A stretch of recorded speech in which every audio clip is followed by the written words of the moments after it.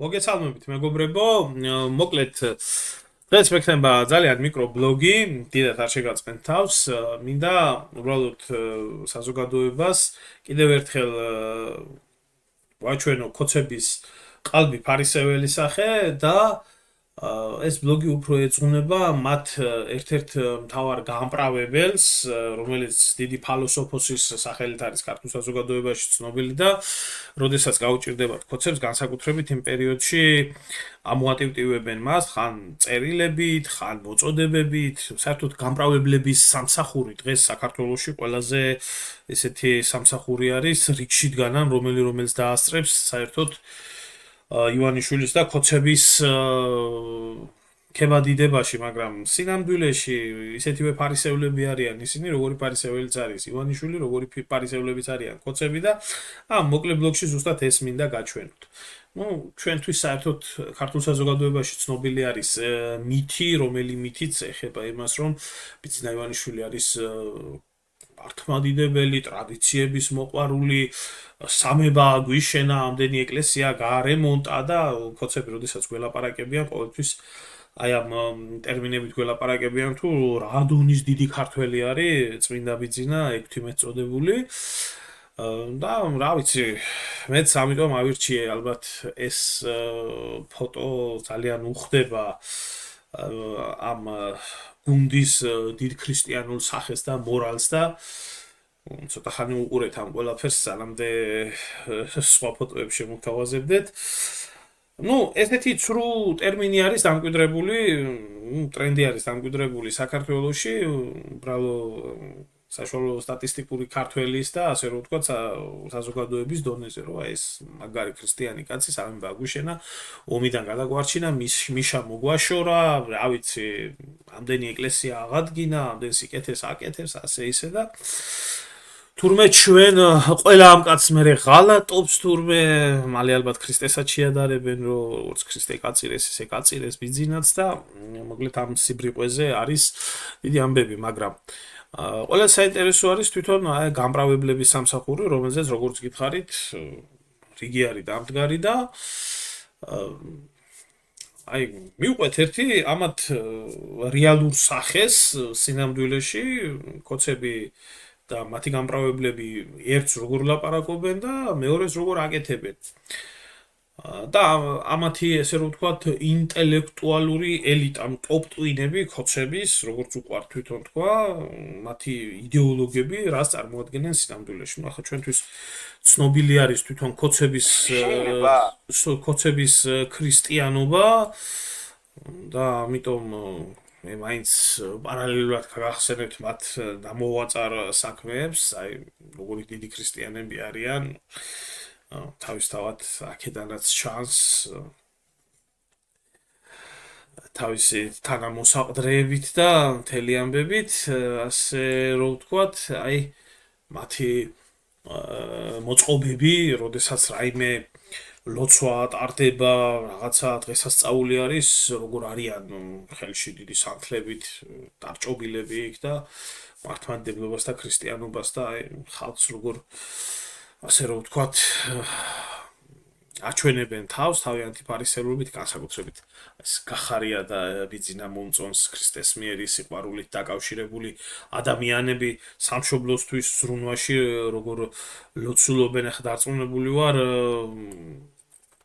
დროს ესენი საქართველოს ბედიბალზე არიან ძალიან შეწუხებული ადამიანები, ამიტომ ჩემოკარგებო, აი თუნდაც ეს კიდე ბატონი ბიძინა როგორ ლოცულობდა მუხლზე ჩოქით სამშობლოს კეთილდღეობაზე და ერის ბედნიერებაზე, ასე რომ ვთქვათ, ყველასთვის ცნობილი არის ამ კაცის საქმეები, მისი კეთილი ბუნება, მისი სპეტაკის სული და ასე შემდეგ. მოკლედ, დღეს მინდა გაჩვენოთ, როგორც გითხარით, ერთი გამправებლის შესახებ მოგიყვეთ, რომელიც ტოპ-ტვინად ითვლება კოცების მხარდაჭერაში და აი შეიძლება თქვათ ესეთი რამ, რომ ბიძინა ვერ გაიგეს ნაცებმა, იმიტომ რომ აბსოლუტურად სხვა სხეულისგან და სხვა გზნობებისგან იყო ის შექმნილი. აი ვერ გაიგეს, ანუ ვერ აღიქოს, ვერ დაინახე. თავარი მომენტი არის ხალხო დააკვირდი, თურმე ბიძინა არის სულ სხვა სხეულიდან შექმნილი. ნუ ზეციური ქმნილება არის, ეს ადამიანი არ არის მიწიერი ქმნილება, სულ სხვა ასე რომ ვთქვათ, სამყაროდან მოვლენილი ადამიანი არის. ერთ რაღაცაში დავეთანხმები, უცხო პლანეტელს ნამდვილად გავს, თუმცა არ გულისხმობ ამ ყველაფერში მის ჰაბიტუსს, გულისხმობ მის აზროვნებას, მის საუბარს, მის დამოკიდებულებას და მისი თვალით დანახულ და აღქმულ ქართველობას და სამშობლოზე მოლაპარაკე და მოაზროვნე ბიძინას გულისხმობ ნამდვილად. ვერ დაინახე ადამიანი. არ მახსოვს ვინ ამბობდა და ძალიან კარგად თქვა თავარი მომენტი რა არის უწფელობა მასში კი იმიტომ რომ ნაცების აღქმა იყო ყოველთვის ესეთი რომ ამის უკან რაღაც იმალება კი საკუთარი თავი ჯელო ხო და ამ დროს ბიძინა როგორც წესი პოლიტიკის სივრცეშიც კი იყო აბსოლუტურად უწფელი რომელსაც გარეთ გამოქონდა ეს სწორედ ის რასაც შეიძლება უწოდოთ არტიკულაცია, იმიტომ რომ ნუ მოკლედ ამის დიდხანს გაგრძელებას ნამდვილად არ ვაპირებ, არც თქვენ დაგღლით, არც მე დავიღლით თავს. უბრალოდ ასევე მინდა გაჩვენოთ მე თქვენ არც ბიძინეველიშვილი უკან არ დაიხევს და არც საქართველოს ხელისუფლება და ქართული ხალხი არ გაწყდება, იმიტომ რომ ვაპარაკებ პირდაპირ მნიშვნელოვანი ჩვენ ყოფნა არ ყოფნას. და ჩვენ ერთად შევედით ამ დინარეში 2008 წელს და არავინ არ დადგა ჩვენს გვერდით. პამპერსები და წყალი ჩამოგვიტანეს. 2008 წელს გულისხმობ აგვისტოს, როდესაც ჩვენ აღმოჩნდით რუსეთის წინაშე გაგვწირეს და მეორეჯერ აღარ შევოთ ამ დინარეში, გამოიწული. ამის შესახებ საქართველოს ხელისუფლების წარმომადგენლები ნუ ძნელი ახლა არ დაეთანხმო ადამიანი იმას, რომ მართლაც დასავლეთმა გაგვწირა მართლაც სააკაშვილი გამოიყენეს, მართლაც საქართველოს გაუბედურება უნდათ ერთხელ, ორჯერ, სამჯერ და მთელი ეს 34 წელიწადია, კი ბატონო, ნამდვილად ეგრე არის, ნამდვილად სწორად აფასებს ამ შემთხვევაში დასავლეთის დამოკიდებულებას, ჩვენ რუსეთთან მიგვატოვეს და რა თქმა უნდა, მთელი მისი განცხადებები, აი ტელეკომპანია იმედზე ზაზა შათერიშვილი განცხადებას ავრცელებს ფილოსოფოსი საქართველოს წინააღმდეგ წარმოებულ ჰიბრიდულ ომზე წერს. მას შემდეგ, რაც რუსეთსა და უკრაინას შორის ფართომასშტაბიანი ომი დაიწყო, საქართველოს ლეგიტიმურ ხელისუფლებაზე უსამართლო და უსებუთებელმა ზეწოლამ არნახული მასშტაბი მიიღო. დღეს საქართველოს თითოეულმა მოქალაქემ ზუსტად იცის ამ ზეწოლის მიზანი. ქვეყანაში ხელისუფლების შეცვლა, მმართველობაში აგენტურის დაბრუნება და შემდეგ საქართველოში მეორე ფრონტის გახსნა. ჩვენი ქვეყნისთვის ეს დამღუპველი სცენარი, რომ გლობალური ომის პარტიის იგივე Deep State-ის მიერ იყო ომამდე გაწერილი, უთხუარად არაერთი ფაქტით დასტურდება. განსაკუთრებით ყურადსაღებია უცხოეთის სპეცსამსახურების მიერ დაგეგმილი სპეცოპერაცია, როდესაც სააკაშვილი არჩევნებამდე რამდენიმე დღით ადრე საქართველოში შემოაპარეს. სტაჟიანი აგენტის დავალება არჩევნების დღეს საჯაროდ მოულოდნელად გამოჩენა, რევოლუციური პროცესების აგორება და ლეგიტიმური ხელისუფლების დამხობა იყო. ამავე დავალებას ასრულებდა გიორგი გახარია Deep State-ის კიდევ ერთი აგენტი, რომელიც ჯერ მინისტრობის დროს აჯანჯღარებდა ქვეყანას. მიზანმიმართულად აზიანებდა პოლიციის და ხელისუფლების რეპუტაციას. ბოლოს კი მთავრობის ჩამოშლის მიზნით თანამდებობიდან გადადგა. თუმცა ორივე შემთხვევაში გარი ძალების დალაგებული გეგმა ბიძინა ივანიშვილის და მისი გუნდის მიერ გაშიფრული იქნა და ხელისუფლების დამხობის მცდელობები წარმატებით განეიტრალდა. ამასობაში ომიც გაჩაღდა, ხოლო Deep State-მა საქართველოში პროცესების ასარევად გეგმა B აამუშავა, რადგან ომამდე ქვეყნის სათავეში აგენტურის დაბრუნება ვერ მოხერხდა, ომის დაწყებიდან წერტილოვანი დარტყმები ამოქმედდა, რაც საბოლოო ჯამში იგივე მიზნით ლეგიტიმური ხელისუფლების დამხობით უნდა დაცვლა. ნუ, როგორც ხედავთ, რა თქმა უნდა, ლოგიკურად აზროვნებს, ლოგიკურად აღიქვამს ყველაფერს, თუ უკრაინაში ომის და უბედურების შემდეგ რა ხდებოდა, პარალელური პროცესები რაც მიმდინარეობდა საქართველოში და ძნელია ამ შემთხვევაში ამ ადამიანს შეედაო იმაში, რომ რა თქმა უნდა ეს ასე იყო. მით უმეტეს, როდესაც საქმე წმინდა ბიძინას ეხება და როდესაც სამშობლოს ეხება ეს ყველაფერი. და როგორ თქვა, ამ ვაჟბატონმა ერთი რაღაცა ესეთი რაღაცა თქვა, მე მგონი აქ, რომ გულწრფელობაზე არისო საქმეო, ხო? აი, გულწრფელებიო უნდა ვიყოთ. და აი, გულწრფელები რომ ვიყოთ, მაშინ ჩვენ უნდა გავიხსენოთ ამ ადამიანის ასე რომ ვთქვათ განვლილი გზა, აზროვნება, ფიქრი და იმაზე, რაზეც გეუბნებოდით, მისი იდეოლოგია, მისი დამოკიდებულება, მისი მსოფლმხედველობა, მისი პოლიტიკური გემოვნება და მისი თვალით დანახული საფრთხეები სამშობლოს და ქართველი ერის მიმართ. და რა თქმა უნდა, ამას ჩვენ გვერდს ვერაუვლით, რადგან საქმე ერთ მარტივ რაღაცაში არის. როდესაც ეს ვიდეო არის ჩაწერილი, რომელიც ახლა უნდა გაჩვენოთ თქვენ, ამ დროს ეს ადამიანი არ იყო არასრულწლოვანი. ასე რომ ვთქვათ, უმწიფარი ახალგაზრდა მამაკაცი, რომელსაც ჯერ ჩამოყალიბებული არ ქონდა აზროვნება, მხედველობა, ფიზიკური განვითარება არ ქონდა დასრულებული და ცხოვრებისეული გამოცდილება არ ქონდა, ანუ რო ვთქვათ, რომ პატარა იყო და თავში უფრო და სულელი იყო, რაღაცაც მსგავსი რაღაცა რო ვთქვათ რა, რაღაცნაირად გამინდა რომ გამართლება მოუძებნო, მაგრამ რო არ გამოდის რა, რო არ პრავდება ეს გამპრავებელი და ამიტომ მინდა შემოგთავაზოთ მე თქვენ მისი პირით ნათქვამი ლექცია, როგორ მოძღვრავდა ახალგაზრდობას თუ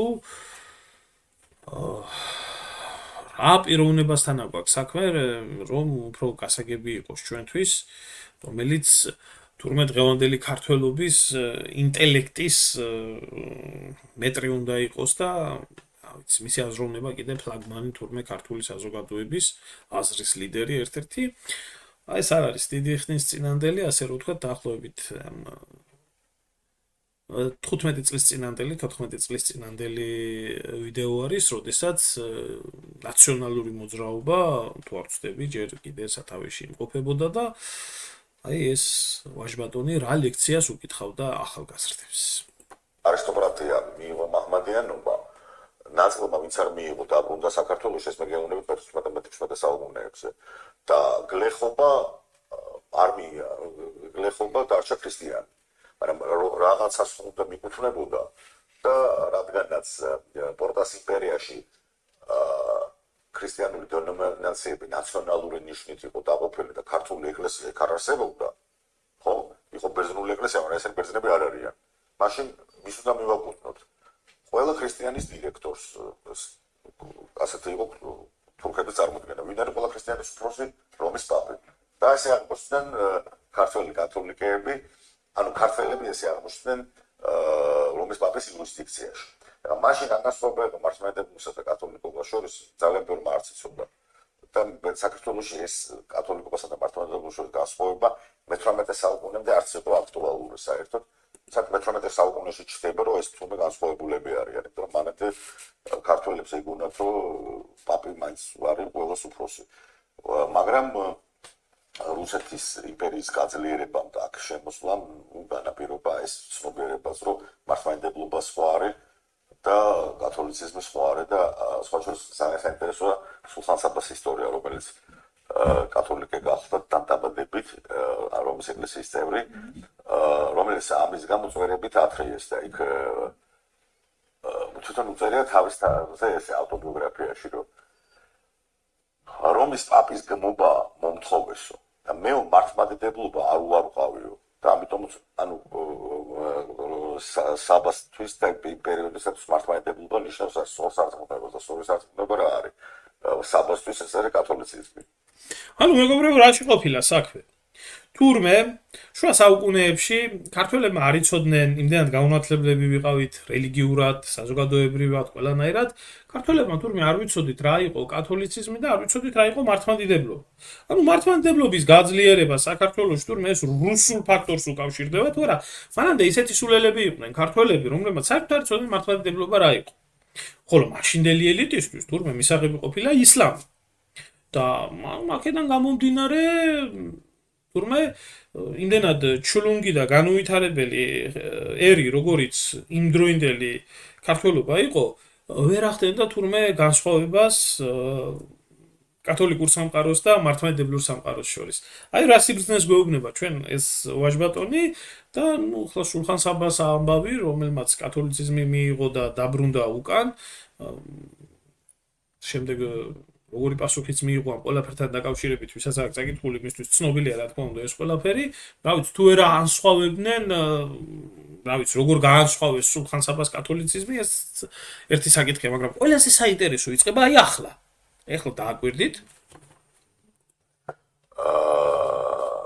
აი, მეცნიერთა საუკუნეში ჩნდება ეს საქართველოში ნამდვილად შემიძლია მთელი პასუხისმგებლობით თქვა, რომ კოლიზია ამ ორ კონფესიას შორის ჩნდება მე-18 საუკუნეში და რა თქმა უნდა თავიდან ბოლომდე ეს რუსეთის დამსახურება, რომელმაც აბსოლუტურად ესე იგი სწორედ ისე ვამბობ, მართლმორწმუნეობა იყო მთავარი არგუმენტი რის გამოც საქართველოს საბოლოო ჯამში აღმოჩნდა რუსეთში, რა თქმა უნდა. აქედან გამომდინარე, თუ ჩვენ გვინდა რუსეთზე ვთქვა თუ არა, უნდა ქართულმა კაცმა მართლმადიდებლობაზეც უარი თქვა სწორედ. დააკვირდით რას ამბობს? დააკვირდით. აი ამ ფილოსოფოს. ანუ ეს თურმე რუსეთის დამსახურება ყოფილა და ისიც მე-18 საუკუნეში, რომ ქართველები მართლმადიდებლები ვართ და თუ ჩვენ გვინდა ესე იგი რუსეთზე უარი ვთქვათ, ანუ წმენის გაძლიერება, თურმე მართლმადიდებლური წმენის გაძლიერება საქართველოში მოუტანია რუსეთის იმპერიას, მანამდე თურმე ეს ჩვენი მართლმადიდებელი წმინდანები, ქეთევანწამებული, 100,000 მოწამე, ეს მთელი ეს ყველაფერი, რაც ხდებოდა, ეს რელიგიური ომები პრაქტიკულად, რაც მიმდინარეობდა საქართველოს ისტორიაში, თურმე ეს ყველაფერი ყოფილა რაღაცა მოჭმახული, რაღაცა მოგონილი, რაღაცა დაწერილი, აგე რა, თურმე მე-18 საუკუნეში მომხდარა თურმე გაძლიერება მართლმადიდებლობის და ამიტომ თუ ჩვენ გვინდა რუსეთზე უარი ვთქვათ და წავიდეთ შიგ ევროპაში და შიგ დასავლეთში, უკნიდან გავნათლდეთ თავისთავად რუსეთის უარის თქმა თურმე ნიშნავს მართლმადიდებლობაზე უარის თქმას. გავაგრძელოთ. ეს არის შემოერთება და ეს ძალიან სწორად ვიყავდა ყველაფერი ამ თვალსაზრისით. მე თვითონ კათოლიკე გახლავართ ჩემი კონფესიით. ამიტომ ვიმებრ არ ჩამოყარствоა იმაში, რა ქვია, მიკერძოებაში, ამიტომ ეხლა მე ვლაპარაკობ ნაციონალური იდენტობის თვალსაზრისით და არა რომელია სწორი კონფესია და რომელი არა, მაგრამ ისტორიული ვითარება ისეთი აღმოჩნდა, მეგობრებო, რომ ნაციონალურ მოძრაობას ჩემი აზრით აბსოლუტურად სწორად მეყავდა ყველაფერი იქითქე, რომ თავარი მტერი ევროპასთან ერთიანობის, რა თქმა უნდა, არის მართლმადიდებლობა, რომ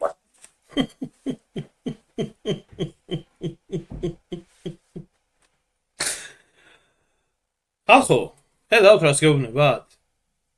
ეს დიდი განათლებული დღევანდელი ფილოსოფოსი კოც ტვინი გეუბნებათ იმას, რომ ნაციონალურ მოძრაობას ყველაფერი სწორად მიყავდაო იმ პერიოდშიო და ნაციონალური მოძრაობისო და მიხეილ სააკაშვილის დამსახურება არისო ისო, რომ ევროპისკენ მივდიოდითო, სწორგზაზეო ვიდექითო, ვებრძოდითო საქართველოში მართლმადიდებლობას, ქრისტიანობას, ანუ მართლმადიდებლობას და ბრძოლით თურმე რუსეთზე ბრძოდნენ საქართველოში და ეს იყო რა თქმა უნდა ყველაზე მეტი სწორი.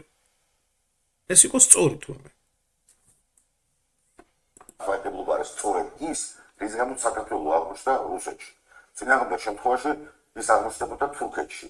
იმ პერიოდის ქართველებს რო წარმოედგინათ, რომ ეს იყო უმოკლესი გზა ევროპაში ნატოში შესასვლელად. ესმით? რა განცხადება უნდა გააკეთო ამ ყველაფერთან დაკავშირებით ადამიანმა, მე არ ვიცი. ანუ რას ბრძანებს მოусმინეთ? მართლმადიდებლობა აღმოჩნდა იმის მიზეზი, რომ გადავრჩით. რა თქმა უნდა, დიახ, მართლმადიდებლობა იყო, არის და იქნება მომავალშიც ქართველი ერის გადარჩენის ერთადერთი სწორი გზა და საქართველოს ერთადერთი სწორი გზა. რაზეც დადიოდნენ ჩვენი წინაპრები, უფლის ძალით, უფლის მადლით, ჩვენი წინაპრების რწმენით და სისხლის ღვრით საკუთარი იდენტობის შესანარჩუნებლად, რადგან ქართველი არავის არასდროს არ აძალებდა იქეთ გაქრისტიანებას. პირიქით, ყველას მიმართ ტოლერანტი იყო, მიმღები იყო, თბილისი, მარტო თბილისი კი, მაგრამ ყველაფრის მაგალითად, ხო? და აი, დაგუპა მართლმადიდებლობამ და აღმოჩნდით რუსეთში. თუ არა ვიქნებოდით არ ვიცი, ალბათ ნატოს წევრი ქვეყნის თურქეთის შემადგენლობაში. აი თურმე არ ვიცი, აბა ეს დასასრული რას ნიშნავდა, საერთოდ ვერ გავიგე, რომ ნატოში შევიდოდით, იმიტომ რომ მართლმადიდებლები არ ვიქნებოდით მაჰმადიანები და ვიქნებოდით ნატოს წევრები და ეს იქნებოდა ამოსავალი წერტილი. მაშინ აღარ მნიშვნელობა ჰქონდა კათოლიციზმს მივიღებდით თუ ისლამს მივიღებდით, თუ ჩვენი ქვეყნის და თუ ჩვენი ერის გადარჩენა მაშინაც და ახლაც ნატოს წევრობა იქნებოდა. არ ვიცი, მოკლედ. ყველა ნორმალურ ადამიანს მინდა მოუწოდო, გავრცელოს ეს ვიდეო, მიაწოდოს ადამიანებს, რადგან პრობლემა რაში არის, ხალხო, იცით? პრობლემა არის ძალიან მარტივ რაღაცაში. ყველაფერი ცრუ არის საქართველოში. ცრუ პოლიტიკური იდეოლოგია, ცრუ ლიდერები, ცრუ რელიგიური, ასე რომ ვთქვათ, სულიერი ლიდერები, რომლებიც, არ ვიცი მე, ამ გაჭირვების და ამ სისასტიკის დროს, რაც ქართველი ერის მიმართ მიმდინარეობს და შესაბამის რეაქციას არიღებენ და ხმას არიღებენ და პირიქით მზად არიან მხარი დაუჭირონ და აგრძელებენ ამ მხარდაჭერას ამ დღევანდელი რეჟიმის მიმართ და ეს ცრუ ფალოსოფოსი, რომელიც გვიმტკიცებდა და გვიმტკიცებს იმას, რომ საქართველოს და ქართველობის მთავარი მტერი თურმე მართლმადიდებლობა ყოფილა. ყველაფერი ჩვენი უბედურება, თურმე ყველაფრის ამოსავალი წერტილი ჩვენი სარწმუნოება, ჩვენი იდენტობის შენარჩუნება, რამაც გამოიწვია, აი ის ყოფილა ყველაზე დიდი მტერი. ნუ მე ვერ ხვდები სიმართლე გითხრათ, რა განსხვავება არის აი ამ ფალოსოფოს და მეორე ერთი კიდევ ცნობილი ფალოსოფოსი არის ისიც, თუ ის საერთოდ ვინა არ ვიცი, თეოფილე მალაფია და მისი დაქლეებული მრევლი, რომელიც ამერიკიდან და კანადიდან მოუწოდებს საქართველოს და ქართველერს განთავისუფლდეს ქართველიერი მართლმადიდებლობიდან და საერთოდ მართლმადიდებლობას ძალიან დიდი მტრები ყავს. ეს იქნებიან შიგ უკნიდან განათლებული მედასავლეთეები, ეს იქნებიან თურქული გავლენის აგენტურა საქართველოში, ეს იქნება აი ესეთი ფსევდოპოლიტიკური ელიტა, თუ ეს გირჩები, შმირჩები, ეს პატარ-პატარა სატანუკები, იაღოველები, ესენი. ყველას ამოსავალი წერტილი და აბსოლუტურად ყველას სამიზნე არის მართლმადიდებლობა. ბჟეჟინსკი თავის წიგნში საგარეო საჭადრაკო დაფა ასეთ რაღაცას წერდა. ჩვენ მოვახერხეთ და დავამარცხეთ საბჭოთა კავშირი. ახლა კი ჩვენი მთავარი მტერი არის მართლმადიდებლობა და თუ ჩვენ მოვახერხებთ მართლმადიდებლობის დამარცხებას აღმოსავლეთ საქრისტიანოში, ჩვენ შეგვიძლია ჩავთვალოთ, რომ გავიმარჯვეთ. აქედან გამომდინარე, მთელი შრომა, მთელი ძალა, მთელი ენერგია იმაში უნდა ჩავდოთ, რომ მართლმადიდებელი ქვეყნები და მართლმადიდებელი ერები რაც შეიძლება მეტი სისასტიკით გადაეკიდონ ერთმანეთს, იყოს მათ შორის ომი, იყოს მათ შორის ხოცვა-ჟლეტვა და რაც შეიძლება მართლმადიდებლურ ეკლესიას ის იყოს გახლეჩილი, რადგან მართლმადიდებლებს არ გონდეთ ერთი პირი. ნუ, ყველა ესეთი სატანუკა, ყველა ესეთი ფალოსოფოსი, ყველა ესეთი სექტანტი საერთო ჯამში მსახურება ბჟეჟინსკის და დასავლეთის გეგმას, რომელი გეგმაც ითვალისწინებდა და ითვალისწინებს მართლმადიდებლობის განადგურებას.